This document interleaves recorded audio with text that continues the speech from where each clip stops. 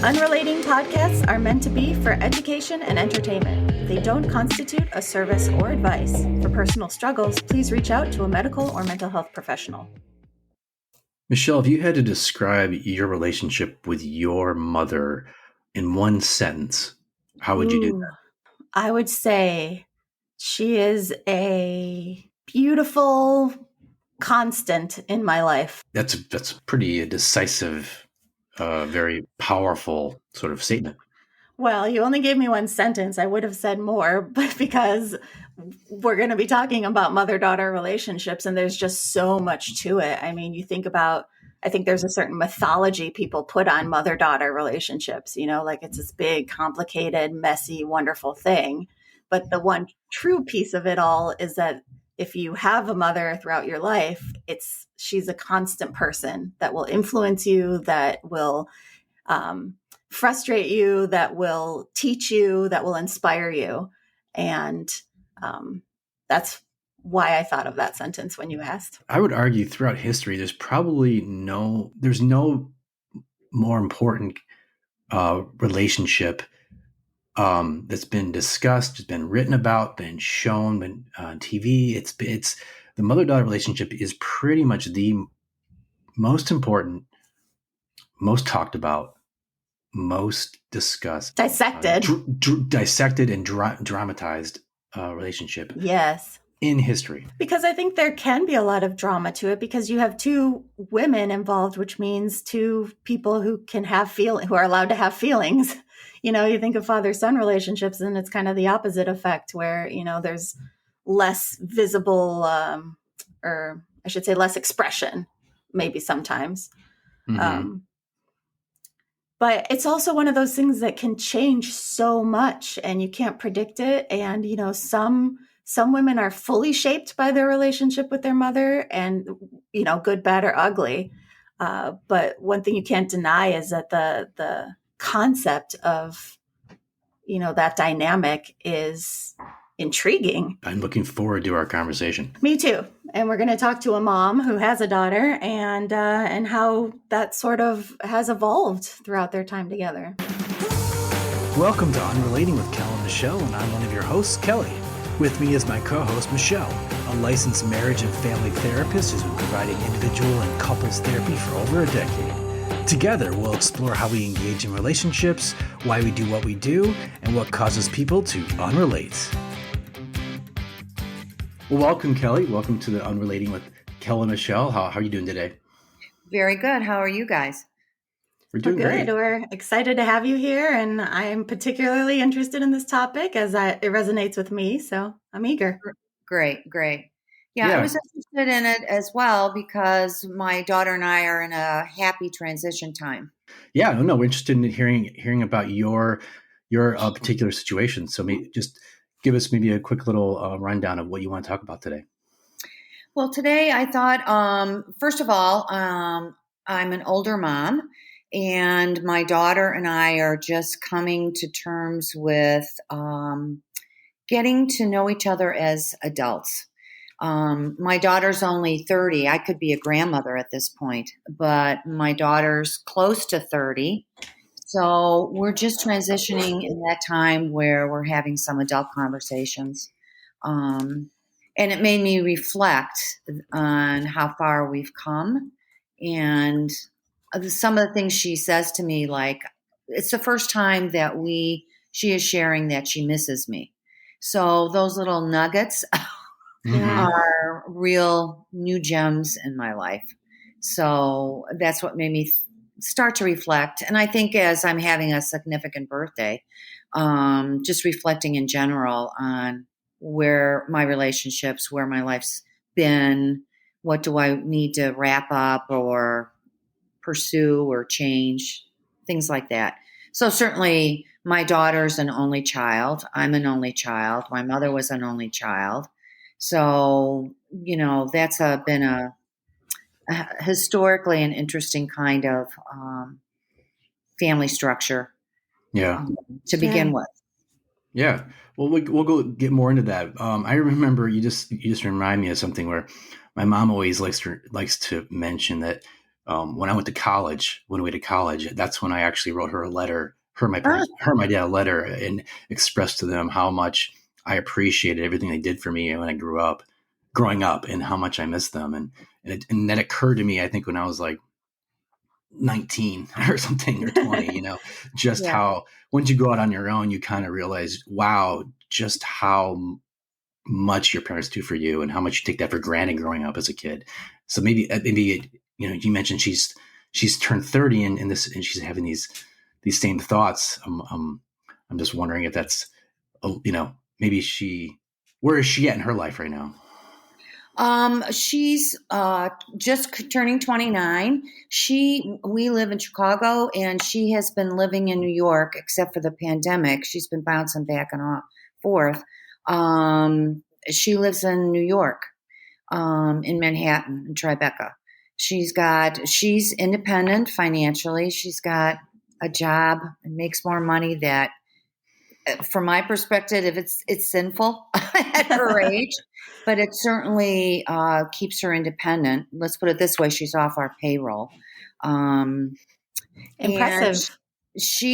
yeah, we're real proud of her.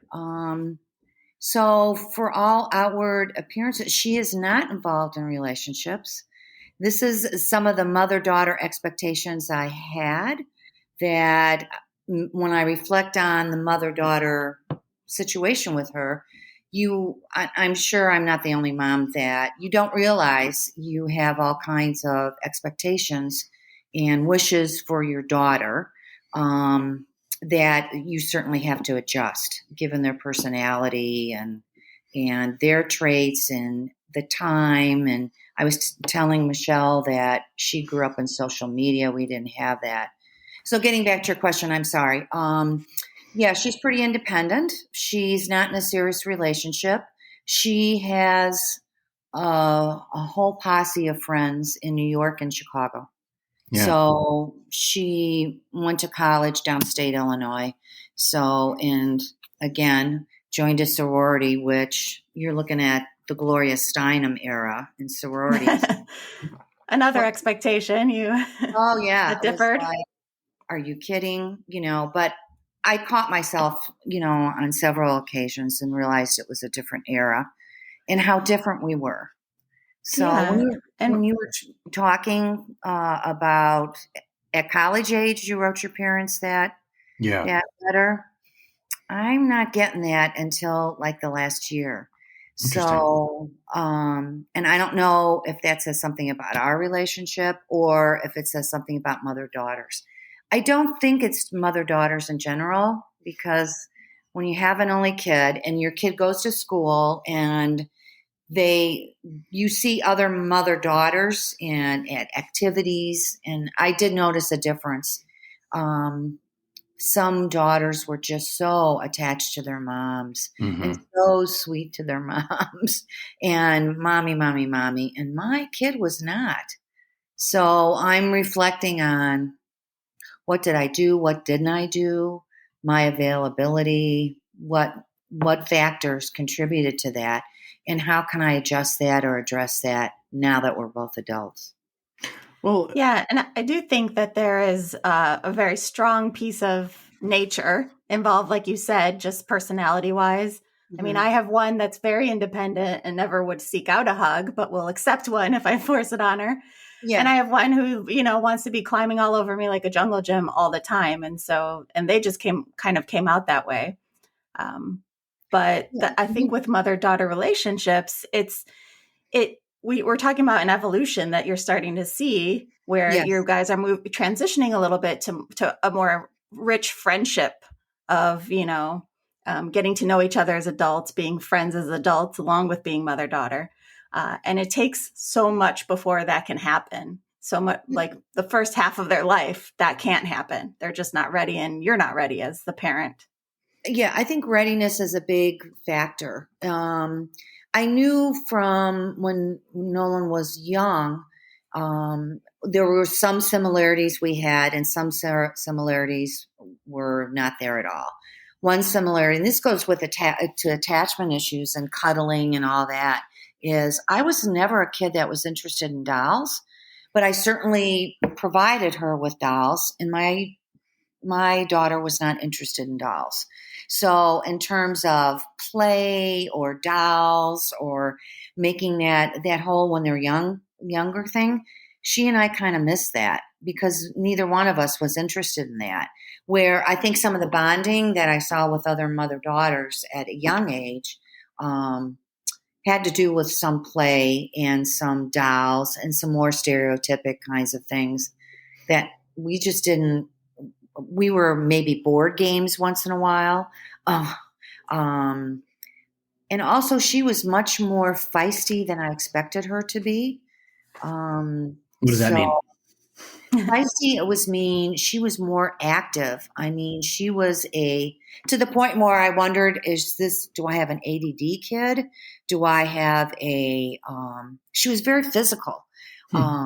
Is more of an anxious child. I didn't expect to get phone calls from the teacher that she was getting up and going to the bathroom all the time in kindergarten and first grade. Mm-hmm. And she would have a hard time focusing a long time on an activity. So therefore, I structured a lot of activities. And somehow I think that also backfired because she was an ADD. And instead of being the sit down, talk, play kind of mom, I ended up being, okay, let's go here, let's go there, let's go here, let's go there. And sometimes we just didn't connect sometimes about that. And I also think I was a working mom. That goes with generation things. There's a lot of working moms, but her, I was gone a lot, and she didn't have siblings. She doesn't have a grandma. So some of that family structure, it was just me and her dad, and we were gone a lot. Mm-hmm. So I think that fed into her independence and some of her anger and contentiousness when we did try to have some time together. So, I mean, she was never a discipline problem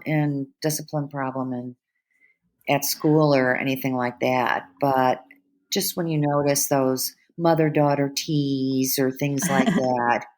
Well, I would say though, being an only child and having, limited extended family meant that her relationship with you and her father were even more important. There were even higher stakes to it. So I can see how that could be fraught when there's just so much riding on her relationship with both of you. I always think of only children as being independent, very independent. It's just based on my experience with my friends who are only children. They always seem like growing up, they were very independent and they were very self-reliant, and I'm kind of picturing her being a bit like that. Definitely. She was self-reliant to the point where sometimes I'm sure some of her anger or the contentious time we had was I was trying to pass on some skills to her. That's where you want to be a mom and you want to join about makeup, or you try to connect with them on some level, or dance. She was a big dancer, like ballet and jazz, and so we would try to bond or have conversations about that. But yeah, she had her own way, and that way we were alike. So I got punished for, they say karma came. So and you just have to kind of accept that. I certainly wasn't the kind of mom that would have crying spells or guilt her. I don't think I did. But I carried some sadness about that. Yeah. But her independence, she's very independent now. I think she picked up two things that both my husband and I pushed. And I think one thing had a bigger impact on her, hearing it from me. And I might have done it too young. But I wanted to set the stage for her compared to some other kids, that the helicopter moms and parents that I saw with their daughters that, they were pampering them or shielding them for taking responsibility from their behavior. I was the other extreme, unfortunately. And I told her, I think it was middle school, 8th grade going into high school, I said, you need to figure out how you are alone. And I would use that term. And I'd say, you have no cousins, you have no siblings, you have older parents. You are going to have to figure out how to support yourself so you're not dependent on just a man. Because the culture was changing there too. People, you get that group of girls that were having their boyfriends, and you see it now. They're marrying their childhood sweethearts. Nothing wrong with that. It's no judgment, but there are other girls that are just on their own. You just don't know. And I wanted her to have the skills to take care of herself if she did get in some kind of uncomfortable relationships. Yeah. So, two things that I told her that, and then her dad supported that as well. But we also told her that friendships are gold. So Yes. we, from very little age, taught her the value of friendships and how friendships, like the saying goes, are family, and you work things through in friendships. And at I least you think get to help that's them. I think that's one perk. Excuse me. I think that's one perk of being a woman is you from a young age you understand that quickly that your friends are going to be your family. And I feel sad for men because they don't get that same foundation of like Yes, cultivate these and be vulnerable with your friends and all of those things that really help a woman throughout her life. right. And Yeah. and and it's helping Nola now. I mean, it bolsters her independence. I mean, we're a very American culture, you know, because I think culture plays a role in this too, about family and who you rely on, and you only share certain things with family members as opposed to friends. Well, we're very American culture, and because she was alone, certainly she tells her friends. And I think that's what was going on, which I'm not threatened by that at all. I totally understand that. So, but yeah, friends and her friends now, she's got, I'd say 50-50. Some are getting married at this age, and some are still single and very happily single. I've been nudging her now saying, are you lonely? Are you going to give me any gossip about anybody? Um, and she's told me there were a couple guys that were interested in her, and she felt smothered. Hmm. So that I found that interesting and had a little Hmm. discussion about that. Anybody who is a mother or a daughter, which is half the world population, Yeah. um, when you mention mother daughter, everyone immediately has a reaction if you've experienced being a mother or a daughter. So, I don't think Nolan's gonna like freak out so much because I think she'll understand that it really is a dynamic worth talking about. Well, I think so. And I think I could do this now and use this topic. Like I said, things are so much better now, and we are rehashing some things together, Mhm. and I'm apologizing for some things, or understanding her point of view a little bit better. So telling her I hopefully she would see my talking and picking this topic as a signal how important, again, a more mature signal about how important she is. I'd love to like figure out how you got to where you are right now by going back a little bit more to maybe when we talked about her growing up, but like when she went to college. Let's go back to that. Like, Okay. what was that? What was that? Because like I mentioned, my mom and like the experience I had getting out of the house and going on my own, and how I reflected a lot on my relationship with my parents. And I think I think they really appreciated that. Thinking back to when she went away to school, what was that like? How did that affect your relationship? I guess is my question, and how does that then lead to where we are right now with this current situation? Well, I think when she went to college, we certainly were still available and emotionally available for her. But she was pretty happy to go. And frankly, I was pretty happy for her to go. It was clearly time for her. The empty nest was not a sad empty nest. it was like time for her to start and make her way in the world. And she set up the framework. She researched sororities before she even went to college, her senior year, like that spring. So she was setting up her framework. And of course, that, even though sororities at that time, they were very different in my time. So they were still looking at the labels in your coats, as to whether you were chosen.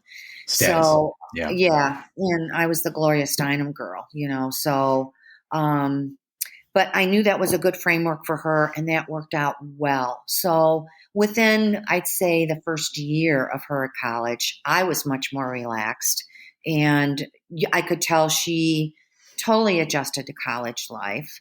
But another issue I had to deal with personally, and I tried not to put it on her, is she's not an academic kid. This is not a kid who loves to read. We couldn't talk about books, or she went into advertising, which is like, what? I have a doctorate degree. So I had that panic for a while, but this is me silently. So, but I just had to sit back and watch her navigate things, and she did a great job. So there was no complaints. She'd come home. We were happy to have her home, for visits or the holidays. I was happy to see her go back, because we'd still get into little contentious things and immature things. That's where things pick up your room. And I mean, the bathroom would look like, Macy's Clinique bar or the makeup section. It's like, just pick up your stuff, and it felt like a throwback to junior high or something. So there was still that push me pull, which happens. And maybe that's home was a place where she could regress a little bit and feel safe and test the limits again and kind of be a little girl again in some ways. But by that time also, I was shut out of, I wasn't going to lunch with her girlfriends anymore. I wasn't that was that real kind of split. So we didn't really have that. We went down. I was still working too. And we didn't really talk about work and being a work mom. And the work, I wasn't like a remote mom. It was pretty intense where I had to be there. And towards the end of my career in the healthcare field, there was no backup. So it's not like I could just call somebody up and say, can you step in for me? I'm going to be a little late. Carpool didn't go bad. So from a very little age, I know I look back, there were times I took her to daycare and she had a bad cold. I went to work with a bad cold. So, there's some nurturing things I think happened. We got dropped. But getting back, I don't think we got to that stage until the last couple of years, where she's starting to think, geez, my parents did a lot for me. I know she knew it because we paid for college. She never wanted for anything. There was no question. We paid for sorority dues. So she had the financial backing. And that was one way we clearly supported her and gave her no problem. What was it like when she graduated from college? Because then she's on her own. She's making her own money.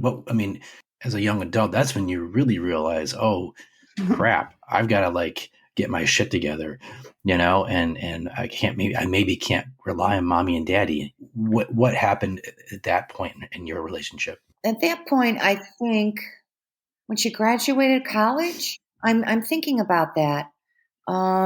Which is 7 years ago. Yeah, 7 years ago. See, our transitions only really happened in the last couple of years. And I'm trying to reflect on that, because I'm sure you could talk to other moms who saw it in high school or when they went to college.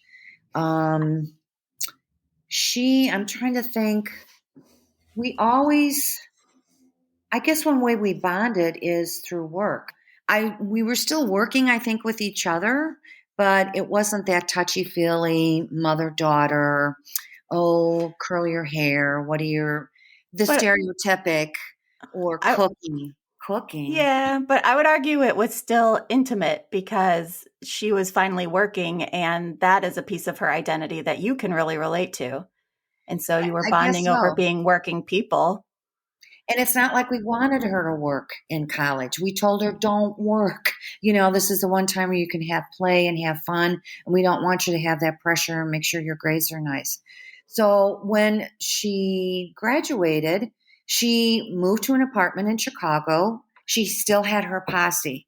And that's where I was able to relax. She moved to an apartment in Chicago after she traveled. I'm curious, how do you feel like you guys are alike personality wise? And what do you think the differences were that really made a difference? Differences. Her interests are very different. I think she's not as task focused as I am. And just seeing her life now, she has a much better balance between play and work. She still travels. She still, and I think the culture and all her friends have helped her have a better balance between play and work than I had. Mm-hmm. And how are you guys alike? We're both stubborn. She can be task focused. She likes her independence. We both like traveling.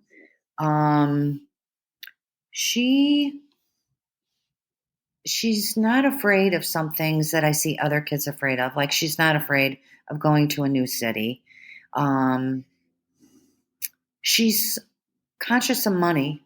She's not, even though she does all these things, she doesn't expect us to pay for it, and she saves and plans for herself. So I think she does get the message about being independent and being alone. I don't think I have to push that much anymore. Now my worry is she going to be open and not to have too many walls up for other relationships. Mm-hmm. And it sounds to me, though, Kellie, that although she may not be able to articulate any tangible skill building and say to you, Mom, I learned this from you, she's showing you through her lifestyle, through her actions, Yeah. all of the foundations you did give her. I think what's changing our relationship that we didn't have when she graduated from college is that we're learning to listen to each other. And I don't think we did that before. And that goes back to some of the gender things I looked at through the course of my life, is how these are generalizations and extremes, I think. But women are often taught to listen and not speak up. So when it comes to each other somehow, or we're at our work, we're listening to other people, authority figures. So when we get home, we don't always listen to each other. So, and speak up and share things. Certainly my career was a lot of listening. And I think because of being an older mom, and not having some supports, my husband and I didn't, we had to be practical and very conscious of time and schedules. So we weren't always available just to listen and just observe her to see what, or encourage explanations of why are you doing this, or why aren't you doing this? You mentioned your husband. What's their relationship like? I was more the disciplinarian. So, and I think it had to do also with, he's more Mr. Mellow. Our personalities are different that way. I'm more the anxious type, want to get things right, that kind of thing. And he can go with the flow. So he's much more relaxed. It's a good balance for us. We complement each other, but sometimes in child rearing, it was not good. And we fell into patterns of, I was more the disciplinarian. I was also around more in the beginning of her life. He was a teacher, would get out at 3:00 and go to a second job. So, and get home at like 7 or 8. He was teaching at a city college. So I, for many years, he would be gone at 7 in the morning. I would be getting her ready as an infant, first grade, second grade, kindergarten, because she and I could leave the house later. So I always got I don't want to wear this. I don't want to, I'm not ready to go yet. I can't find, we would always get that in childhood pressure. And I was always the one to pick her up from daycare, I think until third or fourth grade. But their relationship has always been, oh, mom's overreacting, or, don't worry about it. Or he would listen to her probably more. She never complained about him much. I'm sure she complained about me. And that's because I was there and probably in her face more. Because I was there, and also probably because I was the mom, and that's the mother-daughter thing. I had to worry about getting the Christmas dress for the Christmas concert at school. He's not going to do that. So I would try to take her shopping for her 8th grade graduation dress. He's not going to do that. And maybe I would say for kids, the person who manages their life more is the one who gets the brunt of the conflict. Right. Yeah, and traditionally that is the mother. Yeah. Well, but I'm thinking about, like, as you're talking about this, I'm thinking about my relationship with my dad and how he was the disciplinarian and my mom was the one who was more laid back. So I'm thinking, like, I've struggled throughout our lives developing that relationship with him, not so much with my mom. I feel closer to her. So I'm hearing parallels here to what I'm experiencing with my dad, actually. It's tough being the hard guy, Yeah. But somebody has to. But also because as a mother, you have particular hopes and fears for a daughter that I mean, I don't have sons, so I don't know if, what that's like. But so I have a very selfish question, a personal question, not a clinical one for you, Kelly, as the mother of daughters. So, when you're trying to raise a daughter and you have all these hopes for who they're going to be and, what their priorities and values are going to be, I'm finding that I'm in this struggle with society for like trying to empower them as women and kind of fight the misogyny and the things that are out there. And I feel like I'm losing the battle to society. No matter what I do at home, I'm not entering their psyche as much as society is in terms of that kind of misogynistic or, double standard or all the things you could say about women in society right now. So how do you manage that push pull and that anxiety of not getting through your own hopes and values for them? I don't know if I did it the right way, or again, it's listening and readiness to talk about it. I know I used things that she was into, and would talk about whether it be TV shows, or I'd always try to keep up with music. I'm not a big rapper, but I can tell you some rap people, and I use those figures or social issues as they came up. For example, Gossip Girl was a real big thing. Mm-hmm. You guys probably remember that show, whether you were probably in college, never, but she was in junior high, and there were some episodes of Gossip Girl. I was doing dinner or something like that, cleaning up dishes, and I knew she would watch Gossip Girl.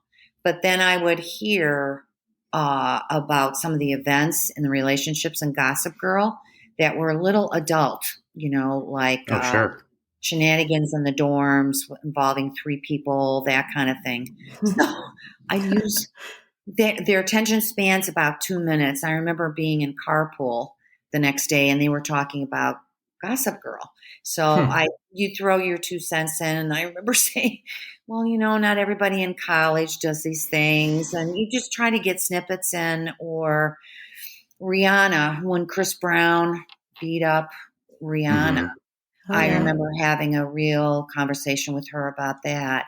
And then I think a year later or 2 years later, her and her sorority sisters went and saw Chris Brown. and I opened my mouth and said, I cannot believe you girls or you women are paying a ticket to support Chris Brown, who beat up Rihanna. So it's certain things would open doors, and you talk as much as you can talk. I love that, because you're talking about like enlightenment by 1,000 cuts, just like any little piece you can throw in there here and there instead of trying to do this global macro intervention. And I used, unfortunately, TV a lot or whatever, because she wasn't a reader.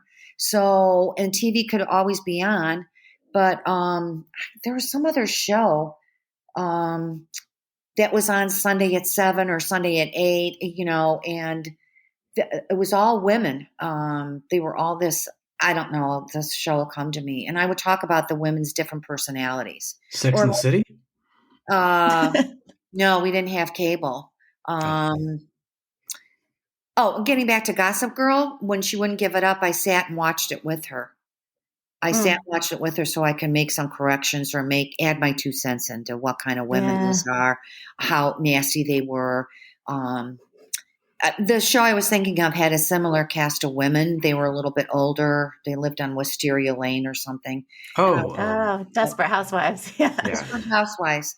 And how a lot of shenanigans there, yes. Well, and how are you going to be a manipulative woman? Are you going to be nasty? Are you going to be two-faced? I mean, we talked about different female characters, and I would certainly give my 2 cents and just hold my breath, because they're learning how to be those kind of women on those shows or in social media, but you don't want them to be that.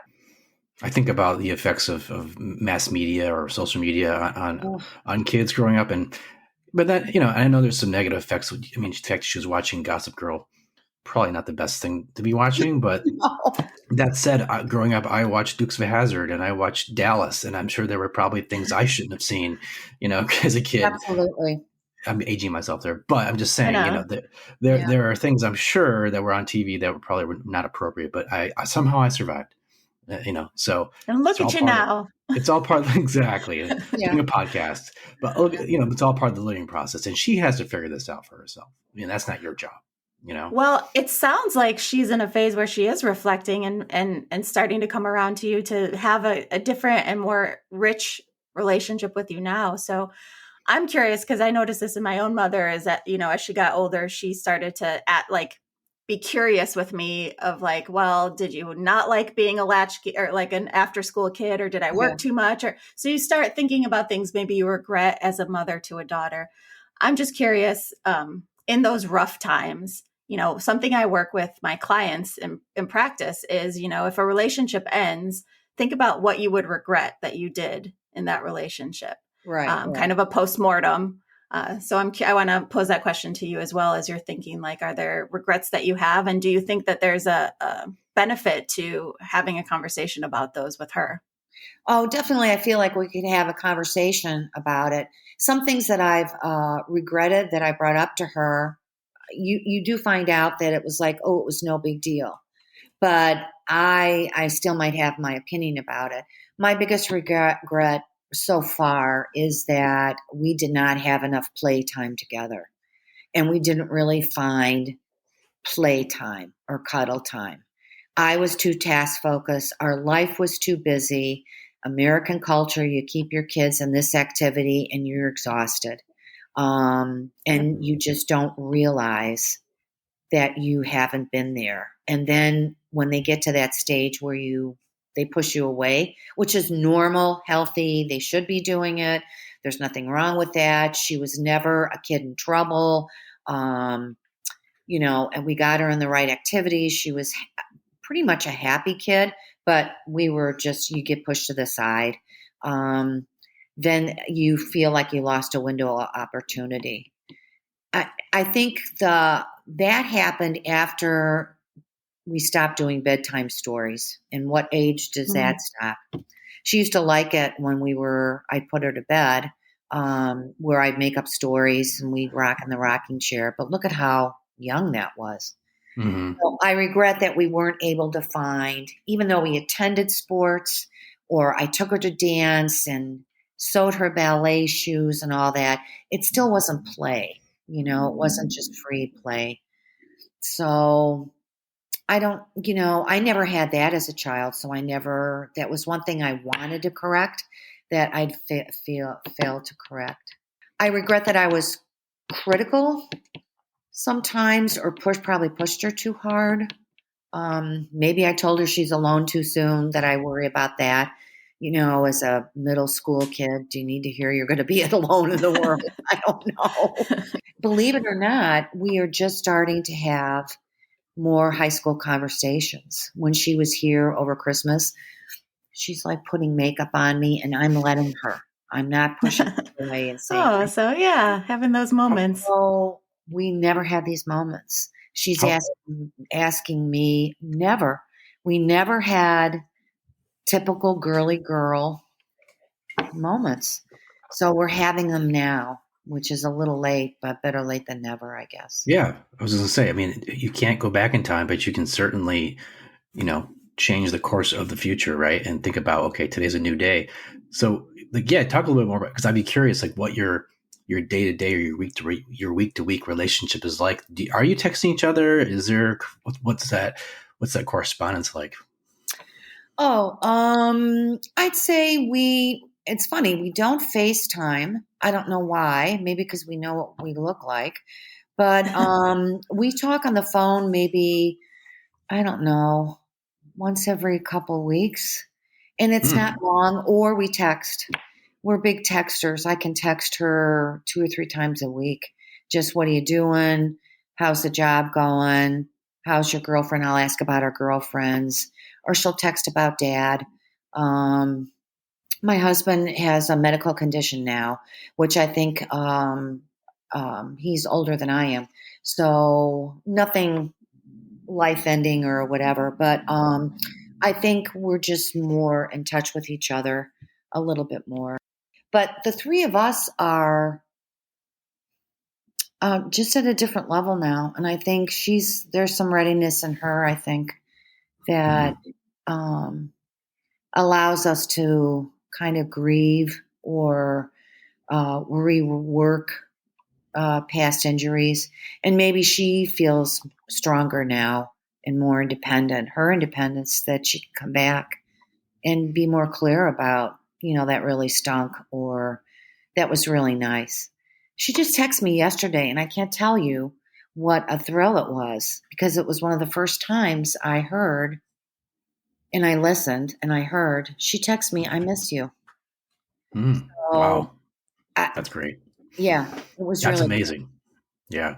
I will say, Kelly, I mean, I feel like as I've gotten older, I feel more and more just closer to my parents, right? And I'm feeling very protective of them as they get older, because I'm seeing them age, right? And yeah. so I think, that's something that I don't know, I could see happening with her, and I think maybe a lot of, people as they get older, they get the same sort of feelings towards their parents.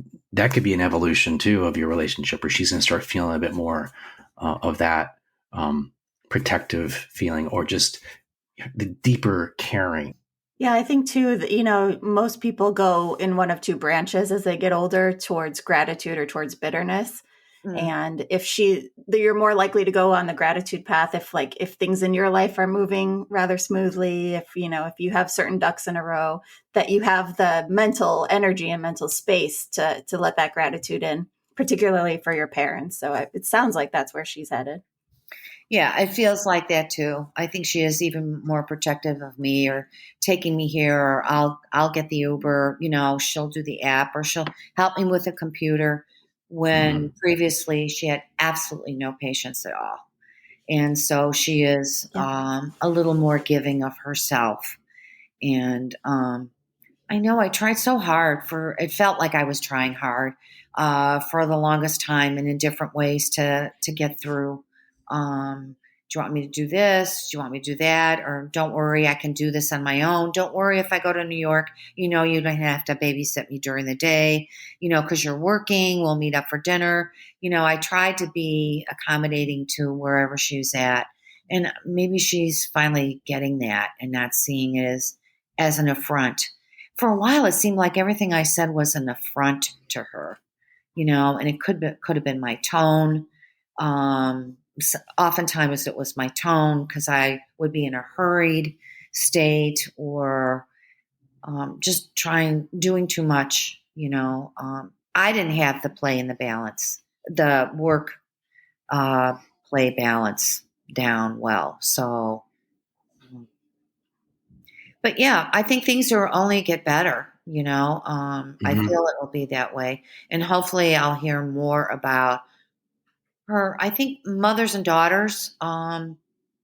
There is an expectation, I think, as a mom, sometimes, because I've heard it from other moms, that you're going to hear all the intimate thoughts from your daughter, and you're not going to, But I think I feel like she's more willing to share what's going on with her friends. She's more willing to share time with me. Like, I'm finally being asked to join her and so-and-so's mom and so for dinner, or 2 years ago. I mean, this was the beginning. This is a big deal. But the first big deal when I look back at it is I got asked to go to Lollapalooza. So I went to Lollapalooza Awesome. with her and a couple of the moms. So, but that was a big deal, because you know what happens at Lollapalooza. So they were willing to show us what they do, the good, the bad, and the ugly, and not worry. They weren't worried about us freaking out or turning into moms in front of them. The real test is, did you like pass a joint with her? That would be the ultimate Lollapalooza No, but I threw moment. back some wines. Oh, I think I did take a hit, but it's only because now you're cool now. College. So. But the point is, the girls did whatever they were going to do, and it's not like a couple of us moms. We got invited. They must have known we weren't going to turn into, like typical parents and freak out and discipline. And I mean, if you raise them right, I don't expect her to be a saint, but or her lifestyle is she works, she's on her own. The police aren't calling, so you got to take, right? I suspect this is just me hypothesizing, but as she gets older, well, she's 30, but I mean, she gets married, she starts to have kids, she's going to start to really realize just how important that relationship is with you and your husband, more than she does now. Right. And just see it from a different perspective, because that's going to change everything.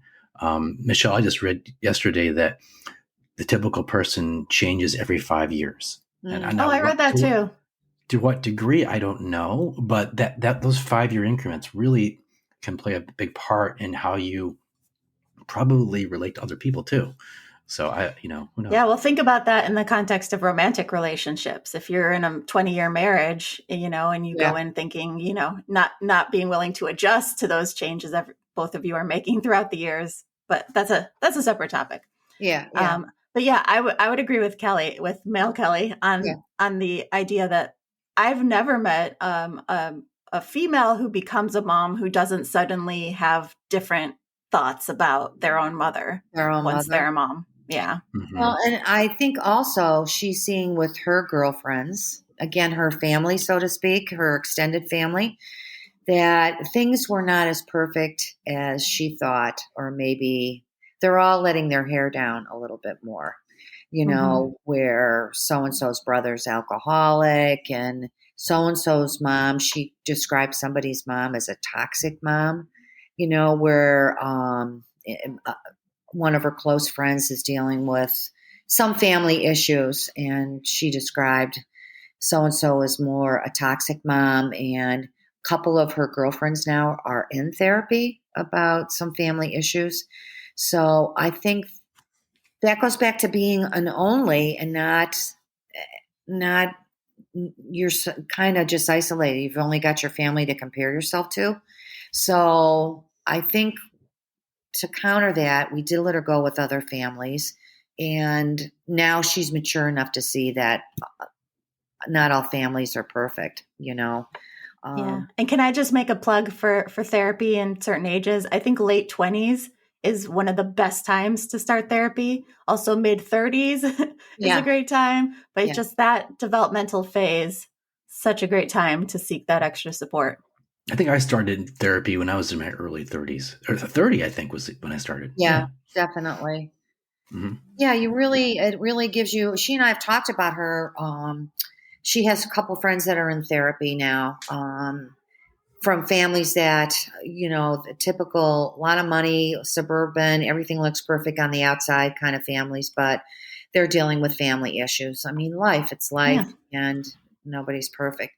And for her, she's a little on the anxious side. And we've talked about how I have the anxious personality and tend to be perfectionistic, and that's a problem. And I see it as a problem. And I've learned to use like cognitive techniques, or not to get clinical, Kelly, but that she might want to think about some of her anxiety management, because as she's gotten older, I have seen, getting back to how we were like, I was anxious. She was an anxious child. So we would sometimes get into, Mm-hmm. it was our anxiety barking at each other, and it was just anxiety feeding anxiety. Headbutting. Yeah. Yeah. And so now I'm much less anxious. I'm retired or whatever. And I see her anxiety from a different viewpoint. And I'm able to say, wow, you're really anxious about this. Let's talk, take a deep breath. Let's talk about, how can you change your mindset about this? So I've talked to her about, even if she just goes for some anxiety management, mild anxiety management, it might help her. Because she can get she gets snippy when she's anxious. And I told her, you might want to look at that for your other relationships, Your mom's not always there to be the whipping post. So anyhow. Except you are. Yeah. That's kind of the crux of the mother-daughter relationship, is as long as you're around, you will be the whipping post, at least one of them as an option. I just feel, just to kind of start wrapping this up a little bit, but I just feel like, Kelly, you've really touched on a lot of universal themes here. A lot of relationship issues that are pretty consistent with a lot of people's mother, daughter, or father, son relationships. And it is a struggle. It's going to be a struggle your entire life. I'm still dealing with anxiousness or maybe anger from growing up. But, you kind of forgive and forget too. And I will say, like, looking back on my relationship with my dad, like I forget a lot of the bad stuff. Yeah. And I think that's really healthy, because all I really care about now is our relationship right now. Yeah. Right. And that's the most important thing to me with him. So I got to imagine, hopefully she gets in the same place. And Michelle, I don't know if you want to add to that, but that's something that I think, we can learn from this conversation too. Right. Well, and at least there's hope, I feel like the conversation we spent some time on, how separate and, contentious things were, but I'm thrilled to see things evolve. And there was some foundation there, even though I was the bad guy sometimes or whatever, the foundation was there, and she's turned into a caring, loving person. So when I have my doubts, it's like, well, I must have done something right. And like you said, relationships are, no matter what, mother-daughter, father-son, parent, girlfriend, boyfriend, whatever, marriages, they're living organisms. Like, they're always evolving, and you always have to have listen with the third ear, or have your eyes to the in front of you, looking and watching and trying to adapt and change. If you want to continue to have a relationship with that person. So. And where you have control as well is to be open to the other person changing. Right. Because she needs to be open to you becoming more patient or more accommodating, or any of the things she wants to see. And if you try and do those things and she's like, no, you're not that person, you're this different person, then she's missing the opportunity for the relationship to evolve. Yeah. Well, this has been great. I've really enjoyed this conversation. Well, thanks for listening to me. I hope I didn't ramble off too much, but it was an enjoyable time. Well, hopefully this was helpful for you, Kelly. Yes, it's nice when you hear it out loud. It can definitely redirect. You can adjust the volume, so to speak, and tune in the picture a little bit better when you say it out loud. So, yes, and I'll for sure share with her that we had this conversation. So, Yeah, I think you're well on your way. I really do. I mean, life's a journey, and you're going down yeah, that path. And I think she's going in a good, she's getting into a good place. She's becoming at 30. It's a magical age because you finally feel like an adult, right? I yeah, think, yeah, and it starts to dawn on you, and I think that changes your perspective on your parents. It did for me. yeah. Um, Yeah, I think she's ready. It's not like we haven't let our hair down or showed who we were um, before, but it's, again, the readiness thing. Mm-hmm. My mistakes came with her when either she wasn't ready. She wasn't ready to hear about some things, or I needed to slow her down, or she wasn't ready to be in so many activities or whatever. So, yeah, readiness is really important. But I feel like she's ready to see us now.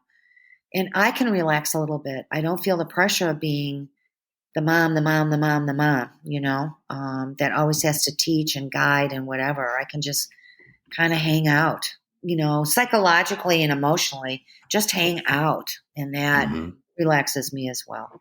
So, That's a concept we call going from manager to consultant. You yes. don't have to manage her life. You just get to give your perspective and your expertise to her when And she needed. can take it or leave it, Right. and as long as she's healthy, independent, and can bring something to the table in relationships, so bring something to the table, so to speak. Um, yeah, do I wish some things would be different? I wish she was in politics. I wish we had more books to talk about. I wish, she'd cook and teach me some things to cook. But we are who we are, and it's not a judgment. It's no complaint. So things are well. So thank you for this opportunity.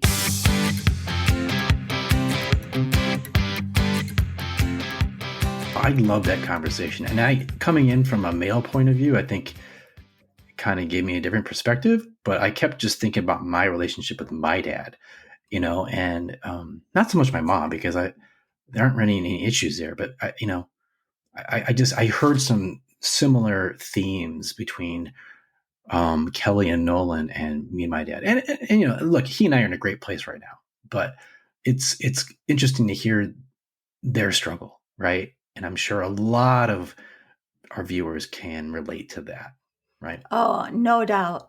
And I was actually curious what your perspective was going to be as a male when we're talking about mother daughters. But you're right. Like, if you're part of that relationship, if you're a mother or daughter, then when you hear mother daughter relationship, you have that knowing kind of intake of breath because you know that that's a special relationship. But if you're a father son, you have that same exact kind of, I can instantly relate if you say father son relationships, whether you had a father growing up or even an absence of a father. I mean, that's a relationship dynamic that's fraught as well.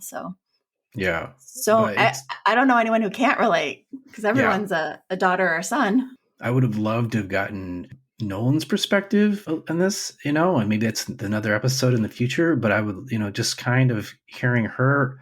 I'm sort of imagining what her perspective is, but not getting that. Can only guess. But I just feel like she's probably evolving, right? And she's, like I said, she's 30 or turning 30, so she's probably mellowing out, and she's probably coming to realize. Look, we all think our parents are supposed to be perfect growing up. And then we realize just how many flaws they actually have and how many mistakes they probably made. But it's okay, because there's no such thing as a perfect parent. And everyone makes mistakes, or not even a mistake. Just there's always going to be issues. So I think we need to, in some ways, cut our parents a little bit of slack, and I think we do that as we get older. Absolutely. Yeah, which is just part of the life cycle because when you're like a high schooler, you don't have the cognitive, you're not in the brain space to cut your parents slack. So your brain does have to evolve into more of that frontal lobe executive functioning in order to get to a space where you can see your parents as human. I Mm-hmm. will say though, I think that when it comes to parenting, mothers are more, there's more perfectionism expected from mothers than fathers. especially in American society where fathers are applauded for just kind of like, hanging out with their kids. And that's an extreme, and I don't want to go that far into the stereotype, but, fathers are praised a lot for being present for their children, and mothers are expected to, give blood and life and limb at every moment. And that's why there is a difference, I think. So what advice would you give, or maybe, I guess, what would you sort of expect to see maybe happen with Kellie and Nolan and moving forward? I mean, I think Kellie's on a great track to be recognizing the shift and to be open to the shift and to be enjoying it. Like, she's appreciating these little moments of connection, like the text saying, "I miss you." Like, that's really fulfilling her. And so I think for Kellie to be open to the conversations that may come, and also to accept Nolan's answers as truth. I think moms, whatever guilt they carry or whatever, thing they're holding on to, even if Nolan does come at her and say, it wasn't a big deal that you told me, I was going to be alone when I was in middle school. It didn't affect me. I'm fine. For Kellie to accept that as the truth and not just maintain her feelings about it past that. Yeah. Does that make sense? Like, I know my mom continues to ask me, like, did I work too much? And I will tell her till I turn blue that I didn't grow up feeling that. And yet she won't let it go. And so that's a shame if Kellie can't let go of some of the things that end up not being a big deal. And then to be open to hearing things that were a big deal that might feel hurtful or like might lead to some regrets, but to understand that that's okay. Yeah. When she mentioned her daughter texted her, "I miss you," I thought that was such an important little detail, right? And secondly, the whole concept of play. I mean, yeah, maybe, okay, so she regrets they didn't play enough. But you know what? Why can't you play now? I mean, why can't that be part of your relationship moving forward? Right. Which it is, right? They're now doing makeup when she's home for the holidays. I love that. But that's a really good lesson for parents of younger kids. If you're out there listening and you're a parent of a younger kid, I believe me, I understand how exhausting and how quickly the time goes during the week. But those moments of connection where you're just being silly and letting your kids see you be silly and just going with whatever ridiculous thing they want to play, those are important. And, full disclosure, last night I even had an incident where I regret not going with that. My kids wanted me to read a book at night and we started reading it, but they were just complaining the whole time because, it was one of those touch and feel books and everyone wanted a turn and they're like, "Hey, I didn't get a turn," or "I wanted this page." And I just said, like, forget it. I'm putting the book down. Everyone's complaining. And I was reflecting on that today. I was like, man, I didn't need to get that annoyed with the situation. And these are moments where we just kind of learn. And so don't make the mistakes I do is basically my mantra when I'm as a therapist. But that's why we're doing the show, because I can relate to all the things we're talking about. I'm by no means perfect. Oh, you just scarred your kids for life, Michelle. Well, I'm sure I've done that in other ways, so I'm not worried about that. Clearly I have. They do say kids of therapists end up squirrely, but I don't know. It's nothing that therapy can't fix. But yeah, so I mean, we got to get an experience today of an older mom with a kid who's turning into an adult. But yeah, I did want to make that point that if you are a parent listening of younger kids, just even if it's 30 seconds of silly connection, do it. If you're struggling with family, friends, or coworkers, in a bad relationship and wondering what to do, or want a relationship and to set yourself up for success, then we want to talk to you. So make your appointment on Unrelating. Just drop us an email at theunrelatingpodcast@gmail.com to be our next guest.